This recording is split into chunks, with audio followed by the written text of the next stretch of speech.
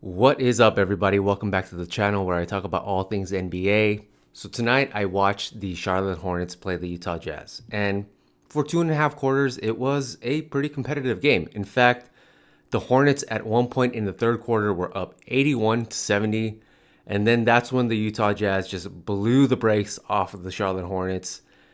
They decided to stop turning the ball over, and they were just on fire from beyond the 3 point line, and they ended up winning by a final score of 132 to 110. They were really powered by their bench in this game. George Niang had himself quite a ball game, went 7 for 7 from beyond the 3 point line, finished with 21 points. But that's not really the Utah Jazz player that I want to focus on in this video. The guy I want to talk about is somebody that I mentioned a couple of days ago on this channel, and that is none other than my boy Joe Ingles. Now, he had a ho-hum 21, 5, and 6 tonight, had 7 threes himself, 0 turnovers, and that's just what he's capable of, right? He is an absolute gamer. He can shoot from outside and he can facilitate for this Utah Jazz team. In fact, he's can serve as a backup point guard for this team if he wants to. And like I said a few days ago, he is a very scrappy, heady, cerebral defender, can make up for his lack of athleticism through his smarts, and is really a pretty decent defender on that end. Now, his stats for the season are not really going to jump out at anyone in particular. He's averaging 11.5 points, 3.3 rebounds, and 4.6 assists a game, which is good. Not great, but good. His shooting splits, however, are phenomenal. 51.2% from the field, 44.5% from three, and 88.9% from the free throw line. I mean, he is damn near shooting 50, 40, 90.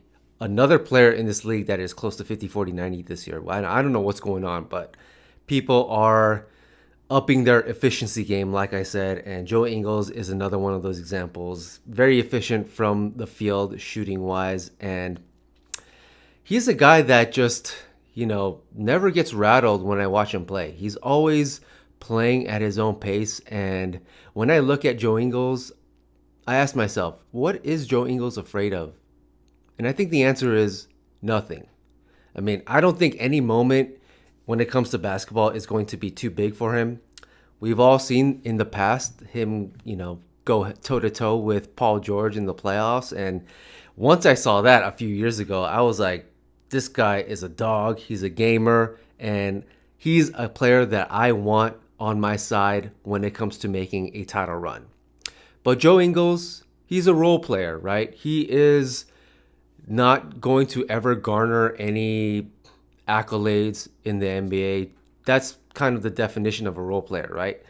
These are guys that are not going to be named all-stars. They're not going to be all NBA in this league. They're not going to win any statistical awards, but they do things to complement the star players on rosters. And, I think casual fans, when they think of the Utah Jazz, they would probably put Joe Ingles as maybe like the fifth or sixth best player on this team. They're going to name guys like Donovan Mitchell, Rudy Gobert, Mike Conley, Jordan Clarkson, and even Bojan Bogdanovic as quote unquote better players than Joe Ingles. But from my perspective, I would consider Joe Ingles maybe like the third best player on this team. And on any given night, he can maybe be the second best player or second most important player on this team. And so that leads me to this question. Is Joe Ingles the best role player in the NBA? Now, at first hearing that question, you might think that's a crazy question to ask, but hear me out. I mean, he's a guy that can pretty much do it all on the offensive end. He can shoot from outside. He can handle the rock. He can facilitate for others. And then on the defensive end, he's a scrappy defender. I mean, he's not ever going to get dominated, by just anybody on the defensive end. He's got a pretty decent size to him, so he can cover wing positions. So is he the best role player in the league? And like I said, he's a gamer, so that adds to it as well.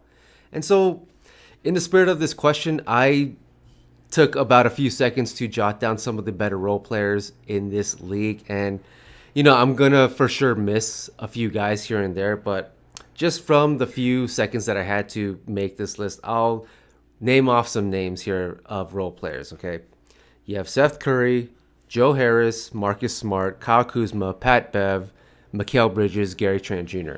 And amongst this pool of players, I might put Joe Ingles as maybe 1 or 2 on that list. So let me know what you think. Do you think Joe Ingles is the best role player in the NBA? And if not, who do you think is? Is it Marcus Smart? Is it Kyle Kuzma? Is it Seth Curry or Joe Harris?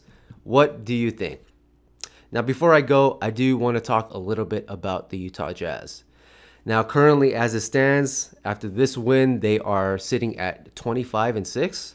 And if the Lakers hold on to beat the Wizards tonight, they will stay at 3 losses ahead of the second place LA Lakers in the loss column in the Western Conference. So they have a little bit of breathing room in the Western Conference race at the number 1 seed. And if the results hold, they will have the number 1 seed in the West. And that is huge for this Utah Jazz team for 2 big reasons. First, home court advantage, simple as that.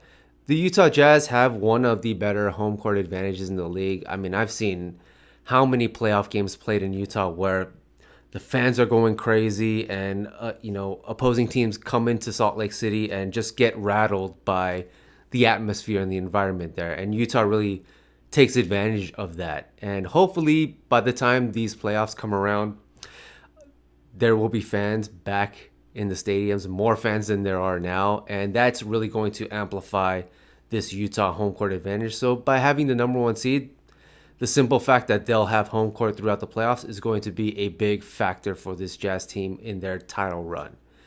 And the second thing, which might be even the more important factor by getting the number 1 seed, is the Utah Jazz have an opportunity to avoid having to play both the Lakers and the Clippers in this Western Conference playoffs. Now that is immense because, let's face it, the Jazz, yes, they're having a tremendous season. They've won 21 of 23 games, but I think most of the NBA world still considers the Lakers and the Clippers as the 2 best teams in the Western Conference. And at this point, I might be seen as hating on the Jazz, but I would still agree with that assessment by saying the Lakers and the Clippers are the class of the West at this point.